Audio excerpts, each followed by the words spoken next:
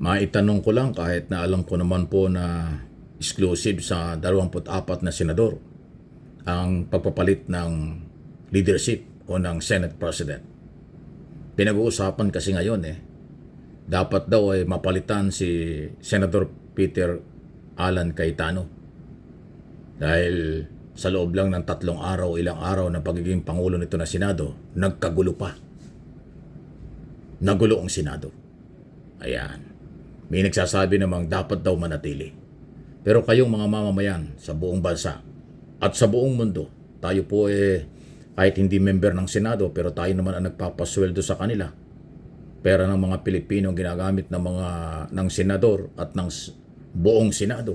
Kaya meron pong boses, karapatan ng mga mamamayan sa inyong mga pananaw. Pabor ba kayo magpalit uli ng liderato sa Senado?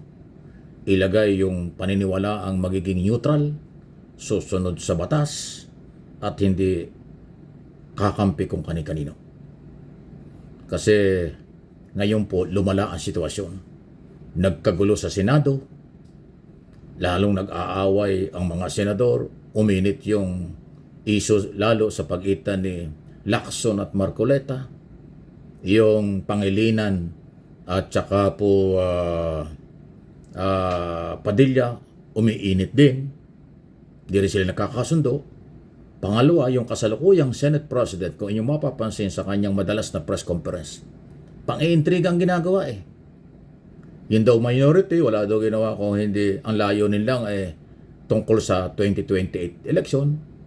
Yun daw minority biglang umalis sa Senado dahil alam nilang magkakagulo ng isang linggo. Yun daw minority posibleng may kinalaman kung bakit nakapasok ang NBI noong araw ng Lunes. So, ganyan po yung sa pantahan ng kasalukuyang Senate President.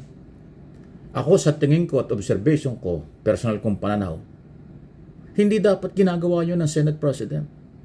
Ang trabaho ng Senate President, pamunuan ang Senado at patakbuhin ng matino. Hindi intriga, hindi chismis, hindi pag-aakusa. Kasi pag gaya ng pinairal mo, walang tigil ang away dyan. Walang tigil ang gulo. Yung bang mga senador na pwedeng tinatamaan at pinatatamaan ng mga sinasabi sa presscon at interview kay Cayetano, matutuwa ba yon? Sasabihin mo yung minority, sinadyang umalis sa Senado dahil alam na magkakagulo, Paul yun.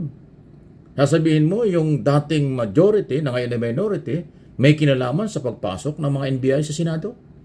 Diba? Tapos sasabihin pa, ulitin ko, na yun daw minority ngayon, ang kanilang focus ay sa presidential election sa 2028. Isipin mo yan, masyadong negative yan. Galing sa Senate President, yung ganyang statement, ang binabanatan mo, yung opisinang pinangangasiwaan mo, paano magkakaroon ng katahimikan dyan? Di ba lalong lumalala? Yan yung mga issue dyan. Kaya kayo tinatanong ko, pabor ba kayo manatili si Cayetano as Senate President or magpalit ulit na talagang maghahawak ng Senado, magiging independent, aayusin ang gulo at away ng kapwa senador, popokus sa trabaho, maraming panukalang batas na dapat gawin, merong impeachment na dapat talakayin, merong warrant of arrest laban sa kailang isang kasamahan na dapat din ay panindigan at kumbinsihin, sumurrender ito, irespeto ang batas, irespeto ang court order. Dapat ganun. So, again, hindi tayo nagmamagaling, hindi tayo pwedeng makaalam sa loob ng Senado kasi ang mga senador lang ang makakapag-decide kung sila'y dapat magpalit o hindi ng kanilang Pangulo. Kaya lang natin ini-involve ang mamamayan at pinapaliwanag ko sa inyo for your information kasi basta government office, mayroong boses ang mamamayan Pilipino. May karapatan ang mga Pilipino magkaroon ng suggestion o idea o criticism sa mga nangyayari. Ngayon lang naman ako nakakita ng Senate President na sa halip na pag-isahin ang Senado, siya pa yung posibleng dahilan kaya nag-aaway. Isipin mo yung mga paratang na ganyan. Ang sasakit yung tatlong isyong binanggit, kung masasakit yun. Huwag niyong kalimutan mga kaibigan at para po sa ating kaalaman, ang mga senador pare-parehas lang ang authority. Ano man ang pinag-uusapan dyan, panukalang batas, at kung ano-ano, one vote lang sila. Kahit Senate President, isang beses ka lang buboto. Ganon din yung iba. Kung anong kapangyarihan ng isang senador na taga Mindanao, yun din ay kapangyarihan din ng isang senador na taga Luzon at taga Visayas kasi sila'y lahat ay senador ng Republika ng Pilipinas. Kaya dapat sila ang maging halimbawa sa tamang asal, pagsunod sa batas, pag-uugali, at liderato. Pero kung mismong yung namumuno ng Senado, ang nang-iintriga, nagpaparatang sa kapwa senador, abay, anong mangyayari? Di ba? Hindi naman pwede niyang i-deny siya mismo sa press conference, sa kanyang social media live, ayun ang kanyang mga sinasabi. Intriga, paninira, sa halip na ang isulong, pagkakaisa, magtulungan, magmahalan para sa bayan. Di ba? Ay, naku talaga, mapapahinga ka ng malalim talaga sa mga taong ito. Bakit kaya may mga taong pag nasa gobyerno, ang piling nila sila na yung hari? Ang piling nila ay sila na yung masusunod, wala ng iba. Ang piling nila sila na yung magagaling. Ay, hindi ho tapat yan. Ako at ang aking mga channel, Mike Abby Opinions, M8 Pinoy TV, sa YouTube and Facebook page, ay maninindigan. Kahit sino sa inyo, pag nakita kong mali, magbibigay ako ng opinion at interpretation. Pag tama ang inyong ginagawa, papupurihan ko kayo at magbibigay din ako ng opinion.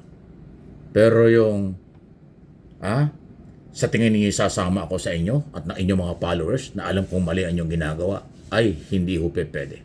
Maninindigan ang aking mga channel for information ng lahat ng Pilipino sa buong mundo. Ang Pilipino, ang sibilyan, laging merong karapatan at obligasyong bigyan ng buhay na maayos, proteksyonan ng maayos ng mga nasa gobyerno. Not only Office of the President or Commander-in-Chief, Chief Executive. Lahat ng nasa gobyerno, from local to national, ang obligasyon nila tumulong sa bayan. Hindi mang-abuso sa bayan, hindi magyabang sa bayan, hindi magsalita ng kung ano kung akala mo siya lang ang matalino, siya lang ang magaling. Abuso yan. Dapat kinapupulutan ng aral dahil sa tamang galaw. Dahil lang ipinagkaloob na posisyon sa sino mang nasa gobyerno, from local, barangay hanggang presidente, temporary lang. Kaya nga pag sila'y umabuso, yung betrayal of public trust ay kanilang pananagutan. Lalo na kung korupsyon, mas matinding pananagutan. Yun lang po. Lahat ay paalaala ang aking sinasabi. Walang personalan, issue lang. Sa lahat ng aking mga topic, sa aking mga channel, for information, for education, opinion, merong pinanguhugutan.